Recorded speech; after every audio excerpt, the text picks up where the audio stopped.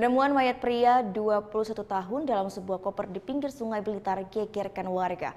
Pasalnya saat ditemukan tubuh Budi, instruktur tari dan guru honorer ini dalam kondisi termutilasi dan tanpa kepala.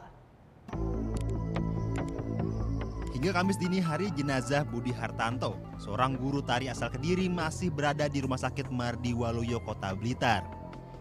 Tim Lapor Polda Jawa Timur juga masih mengotopsi jenazah tersebut.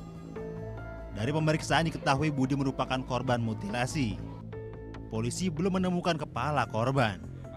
Setelah tadi korban atau mayat korban kami bawa ke Rumah Sakit Mardi Waluyo, kami langsung melakukan identifikasi dan diketahui dari hasil identifikasi tersebut bahwa nama korban adalah Budi Hartanto, umur 21 tahun, warga Mojoroto Kediri.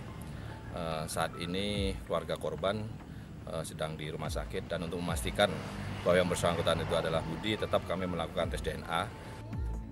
Untuk mengungkap pembunuhan sadis ini, Polres Blitar bekerja sama dengan Polres Kediri Kota serta Subdit Jatanras Polda Jawa Timur. Sebelumnya warga desa Karanggondang, Kabupaten Blitar digemparkan dengan penemuan jasad di dalam koper Rabu kemarin. Mayat tersebut ditemukan di dalam koper dalam posisi tertelungkup dan tanpa busana. Warga menemukan jasad di dalam koper di bawah jembatan di pinggir Sungai Karanggondang, Udenawu, Kabupaten Blitar. Petugas yang datang ke lokasi langsung gelar olah tempat kejadian perkara. Iko Nugroho melaporkan untuk MET.